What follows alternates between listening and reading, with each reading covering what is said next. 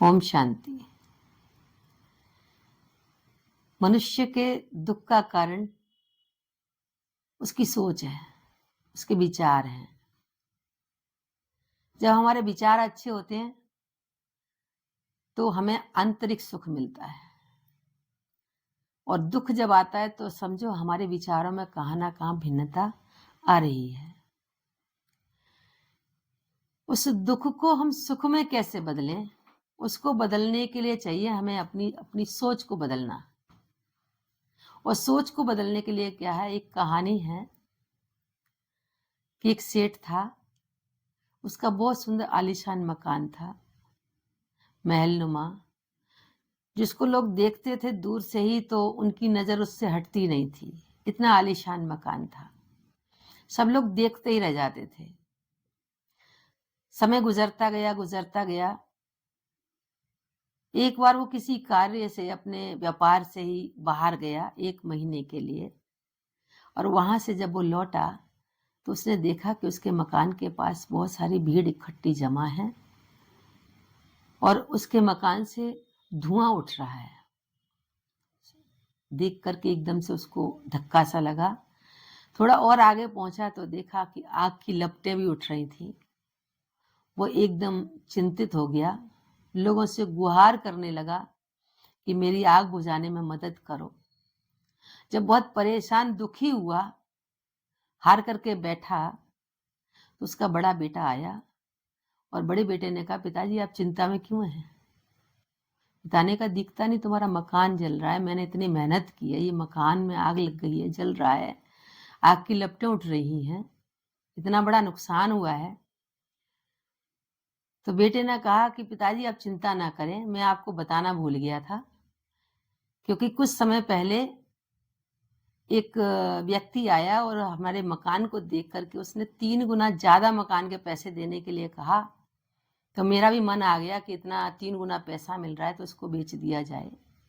तो उसने तुरंत मुझे एडवांस से दिया और उसने सौदा तय कर लिया। मैं भी राजी हो गया, पर मैं आपको बता नहीं पाया।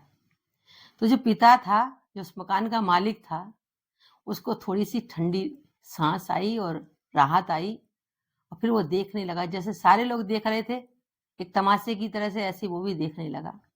इतने में दूसरा बेटा आया और दूसरा बेटा कहता है कि पिताजी आप खड़े हैं, आप देख नहीं रही हैं, बुझाओ इसको, आग को कुछ तो करो आप। बेटा चिंता ना करो, तुम्हारे बड़े भाई ने सौदा कर दिया है इसका, इसलिए वो हमारा नहीं है।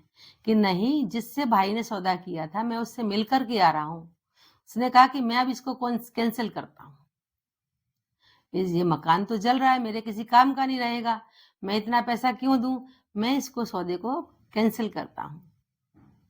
अब पिता को फिर चिंता बढ़ गई, फिर परेशानी बढ़ गई, फिर वो लोगों से गुहार करने लगा, फिर वो आग बुझाने की कोशिश करने लगा। इतने में तीसरा बेटा आया और तीसरे बेटे ने कहा कि पिताजी आप परेशान ना हो, आप चिंता ना करें, और मैं अभी उस सौदा जिससे किया था उससे मिल करके आया हूं, और उसने ये कहा है कि मेरे आदर्श हैं, मैंने अगर किसी से वायदा किया है तो मैं उस वायदे को पूरा निभाता हूं, इसलिए जो भी पैसा रह गया है मैं पूरा पैसा दूंगा, चाहे मुझे कुछ भी करना पड़े, चाहे मेरा इसमें नुकसान हो, लेकिन मैं आपको पूरा पैसा दूंगा। इसलिए पिताजी आप चिंता ना करें, अब ये मकान हमारा नहीं है, उसका है। तो समझने का कारण, अब ये सोच पर निर्भर करता है कि हमारी स्थितियां भिन्न भिन्न हो जाती हैं। परिस्थिति बदली तो हमारी स्थिति बदली, परिस्थिति पर हमारी स्थिति निर्भर हो गई है।